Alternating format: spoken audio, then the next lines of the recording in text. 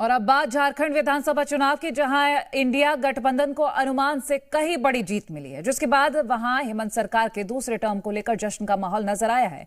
वहीं बीजेपी का हर दाव झारखंड में फेल हो गया है। न बांग्लादेशी घुसपैठ का मुद्दा कामयाब हुआ और न ही जल, जंगल और जमीन के दावे जीत दिला पाए। असम के सीएम हेमंत बिस्वा शर्मा झारखंड में इन्हीं मुद्दों को लेकर डेरा डाले रहे, लेकिन उनकी ये नीति बीजेपी को झारखंड में सत्ता की राजनीति में नहीं ला पाई है।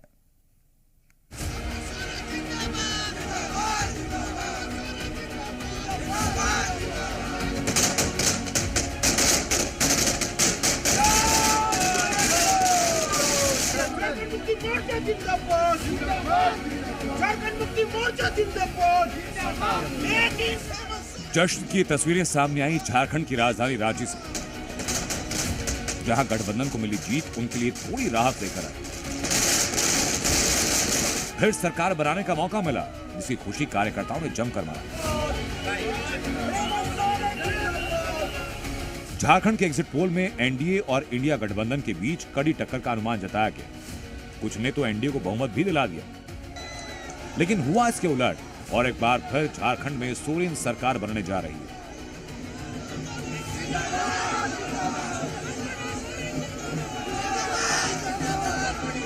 रांची में इस जीत पर झारखंड मुक्ति मोर्चा के दफ्तर में कार्यकर्ता एकजुट हुए और इंडिया गठबंधन की वापसी का जश्न मनाया।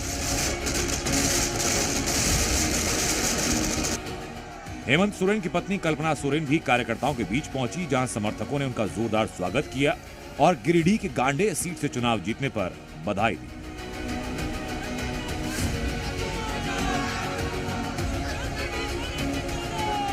तो वहीं कल्पना सोरेन ने इस जीत को विकास की जीत बताते हुए दावा किया, आने वाली सरकार जनता की सरकार होगी।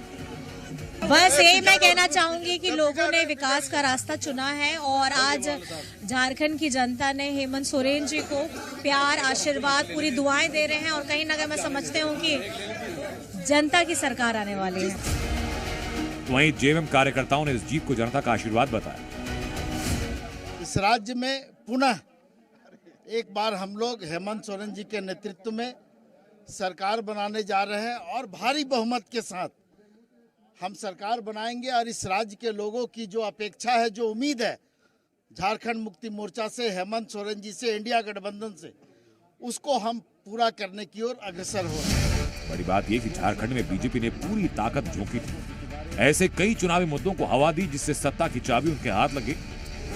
इस चुनाव में बीजेपी ने बांग्लादेशी घुसपैठ के मुद्दे को केंद्र बिंदु में रखा, बेटी और माटी पर कब्जे का नारा दिया, चुनाव जीतने पर घुसपैठियों को बाहर करने का दावा किया, धर्मांतरण और आदिवासी संस्कृति पर खतरा बताया, जल, जंगल और जमीन के खतरे में होने का दावा किया।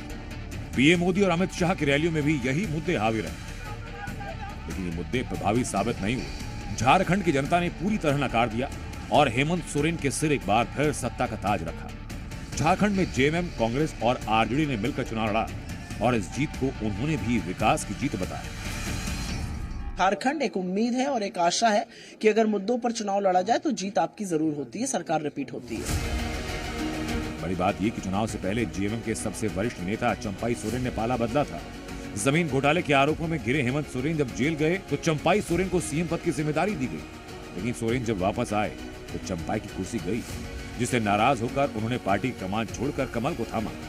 बीजेपी को उम्मीद थी कि इससे आदिवासी वोट बैंक का उन्हें साथ मिलेगा, लेकिन जनता में सोरेन के प्रति जागी सहानुभूति से बीजेपी के दावे और वादे धरे के धरे रह गए और गठबंधन एक बार फिर जीत गया। रांची से धीरज ठाकुर के साथ ब्यूरो रिपोर्ट, जी मीडिया।